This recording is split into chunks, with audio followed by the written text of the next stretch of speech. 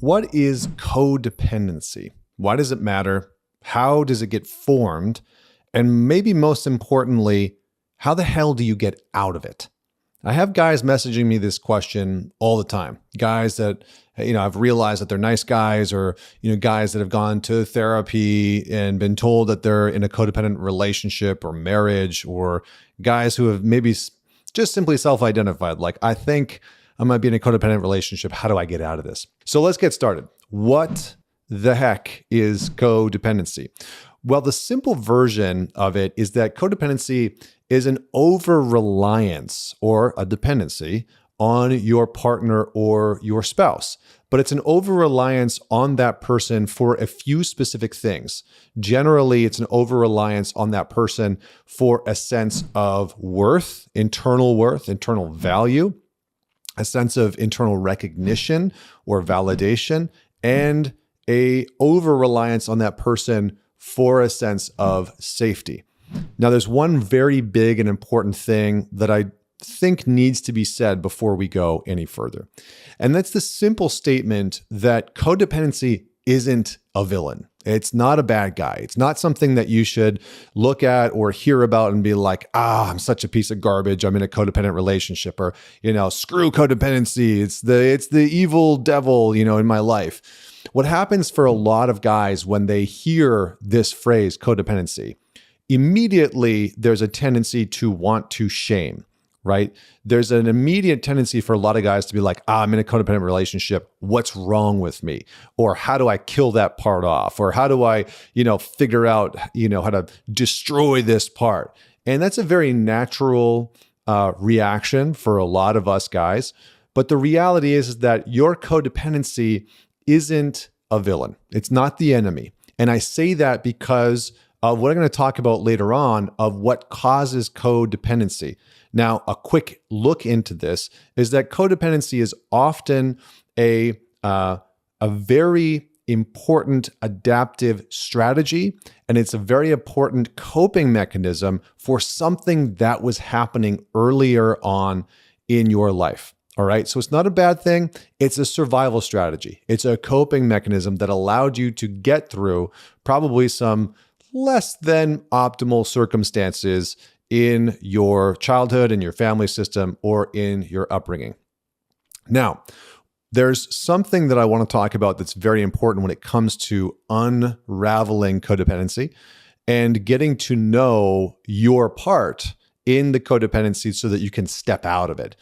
And that very important piece is the two roles of codependency. So the interesting part of codependency is that it puts people into two roles, all right? And for you as an individual, you may have played both of these roles depending on the relationship. You might oscillate back and forth depending on the other individual that you're dating, or you might just occupy the territory of one of the roles. So those two roles are the giver and the taker.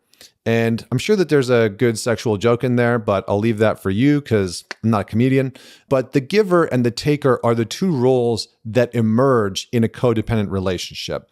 What causes codependency? Well, in large part, it is a byproduct of your childhood. Now, I know maybe you didn't want to hear that. I know for a lot of guys, it's like, why does it always come back to my childhood? Why do I always have to talk about my past? Why do I always have to talk about my family, my family system? It's like, well, in this case, your family system is the base operating system for the program of how you do relationships. Okay, I'm going to say that again. Your family system is the base operating system. It is the foundation for the programs that you run, aka the behaviors that you run, the choices that you make, the identity that you show up as in your relationships. Signs of codependency. Let's talk about this. A couple of things that you probably have read about, things like low self-esteem, things like over people pleasing, right? That's the constant giver. There's the poor boundaries. And then there's something that doesn't get talked about enough, which is reactivity. If you are either the giver or the taker, overreactivity can be a very big sign that you are in a codependent relationship. And that's because there's a very high tendency of both the taker and the giver to over-personalize things, to over-personalize people's choices, people's opinions, right? Their partners' decisions, etc. There's a whole bunch of other things that we've talked about, like caretaking and overly controlling, maybe sort of being a little bit obsessive, right? Obsessing about your partner, obsessing about what they're doing or what they're choosing, or, anything that might relate to you. And then finally, denial, right? Denying that there's certain problems in the relationship, denying that your partner is maybe not treating you so well.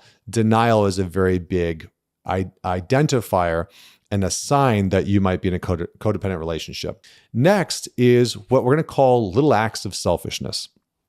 So it's very common, again, in codependency. Part of codependency is I need you to fill my needs. I need you to meet my needs. I need you to figure out what my needs are. And you're responsible for what I need. And what this does for a lot of people in codependent relationships is they stop prioritizing, taking care of, and prioritizing and tending to their own needs. So the little acts of selfishness are the things that you need to do in order to feel fulfilled, in order to feel independent, in order to feel sovereign and competent and confident. So what you're going to do is I want you to write down a list of acts of selfishness. And you can call it acts of selfishness. That's the title up top, acts of selfishness.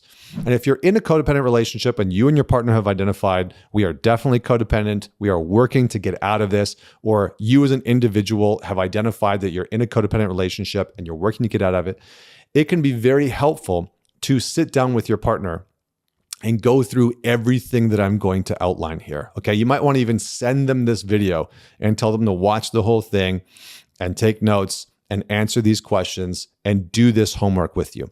Do the work, send this to your partner, send this to a friend that you know could use it, talk about it, have some discourse, and let me know what topics you would like me to cover in future episodes.